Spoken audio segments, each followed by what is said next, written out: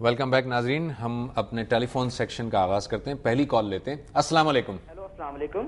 وعلیکم السلام. احسن بات کر رہا ہوں پنجاب یونیورسٹی لاہور سے. جی احسن صاحب. میرا کوشچن یہ تھا کہ ایک سنت کا تصور کیا ہے کہ جیسے فرض کے مجھے روایت میں آئی کہ جی آپ صلی اللہ علیہ وسلم کو کدو بہت پسند تھا، تو اب جیسے آپ کو مجھے پرسنلی پسند نہیں ہے تو لوگ مجھے کمپیل کرتے ہیں کہ جی آپ نہیں کھاؤ گے تو آپ سنت ترک کر رہے ہو. سیکنڈ یہ بات کہ ہمارے معاشرے میں ایک طبقہ ایسا ہے جو کہ سنت کا اتنا پرچار کرتے ہیں کہ وہ کہتے ہیں ہر وقت درود ہی پڑھتے رہیں، بس قرآن شریف اور اس چیز کو انہوں نے بالکل بالائے طاق ڈال دیا ہے. تو ہماری اس میں عافیت ہے کہ ہم صرف درود ہی پڑھتے رہیں اور باقی سب چیزوں کو بالکل پیچھے کر دیں. Thank you very much. بہت شکریہ جی. جی غامدی صاحب، نبی صلی اللہ علیہ وسلم کو کوئی خاص قسم کی سبزیاں یا پھل پسند تھے اور اگر وہ مجھے پسند نہیں ہے تو اس میں کوئی مسئلہ ہے؟ فرق نہیں پڑتا. دیکھیے رسالت میں آپ صلی اللہ علیہ وسلم ہمیں دین بتانے کے لیے آئے تھے.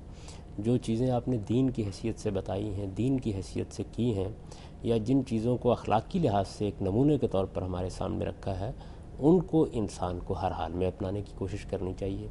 رسالت میں آپ صلی اللہ علیہ وسلم کی شخصیت کا یہ پہلو ہے جس کو قرآن مجید نے بیان کیا ہے کہ وَلَقَدْ كَانَ لَكُمْ فِي رَسُولِ اللَّهِ أُسْوَةٌ حَسَنَةٌ. آپ اس آیت کو اس کے سیاق و سباق میں دیکھیں تو وہاں کیا ہوا ہے. وہاں یہ ہے کہ اللہ کی راہ میں جنگ کرنے کے لیے نکلے ہیں. ایک بڑی نازک صورتحال پیش آ گئی ہے. اس نازک صورتحال میں لوگوں کے لیے وہاں جم کر کھڑے ہونا مشکل ہو گیا ہے. تو قرآن مجید اس کی تصویر کھینچتا ہے کہ وہاں کیا صورتحال لوگوں کے لیے پیدا ہو گئی، اور پھر انہیں بتاتا ہے کہ اس موقع کے اوپر رسالت باب صلی اللہ علیہ وسلم کی ذات میں تمہارے لیے ایک بہترین نمونہ تھا. تو اعلیٰ اخلاقی نمونہ، اللہ تعالیٰ کے حضور میں کس طرح بندے کو پیش ہونا چاہیے، اس کی عبادت کیسے کرنی چاہیے، اس کے ساتھ تعلق کیسے رکھنا چاہیے، اس کی معرفت کس درجے کی ہونی چاہیے، اس سے دعا کیسے کرنی چاہیے، انسان کو عمومی اخلاقی رویوں میں کس بلند درجے پہ رہنا چاہیے، بیویوں سے حسن سلوک ہے، بچوں کے ساتھ حسن سلوک ہے. تو رسالت میں آپ صلی اللہ علیہ وسلم کی اگر زندگی کو آپ نمونے کے طور پر سامنے رکھیں تو ان معاملات میں رکھنا چاہیے.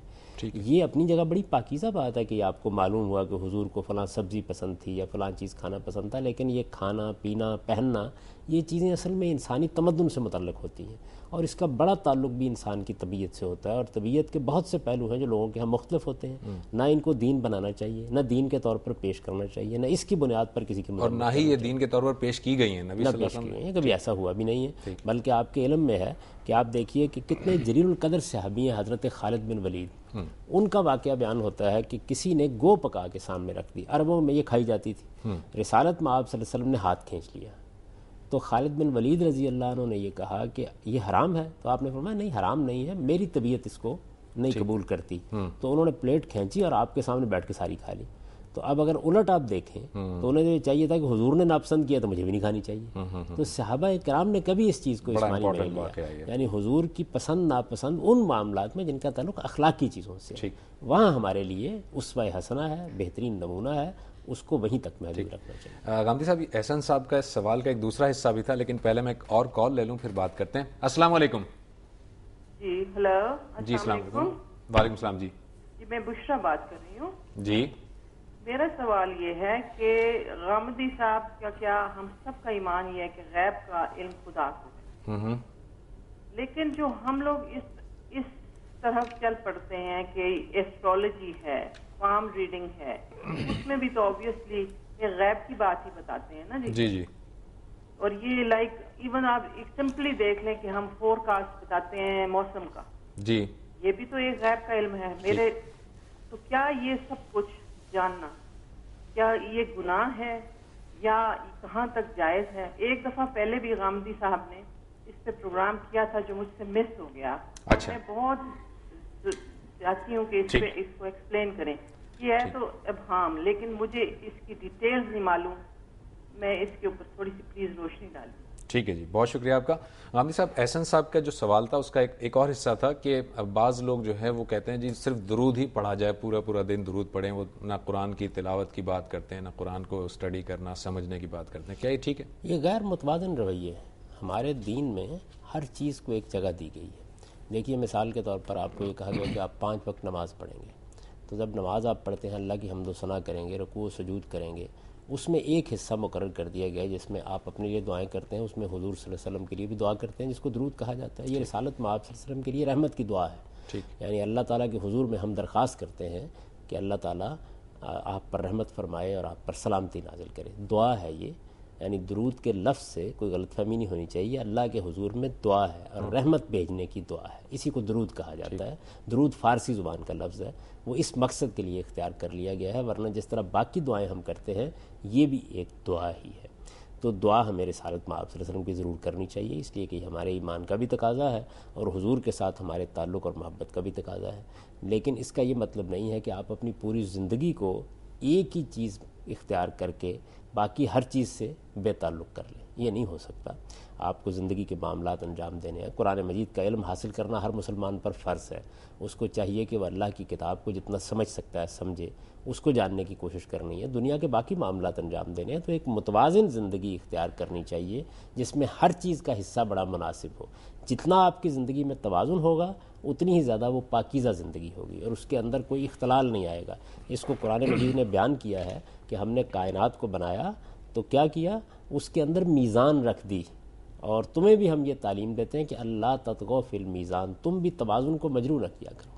ٹھیک, یہ بشرا صاحبہ کا کویشچن ہے بڑا امپورٹنٹ کہ غیب کا علم اللہ تعالیٰ کو ہے, لیکن علم نجوم ہے, پامسٹری ہے, اس کی پھر کیا حقیقت ہے؟ کیا ان چیزوں کے ذریعے ہم علم حاصل کر سکتے ہیں؟ اور خاص کر کے انہوں نے بتایا کہ جب ہم موسم کا حال معلوم کرتے ہیں اپنے آلات کے ذریعے سے, تو یہ بھی تو ایک طرح کا علم ہی ہے اور اسے حاصل کرتے ہیں. اس میں قرآن مجید کی بات ٹھیک نہیں بیان ہوئی. قرآن مجید یہ کہتا ہے تمام غیب اللہ ہی کے علم میں ہے.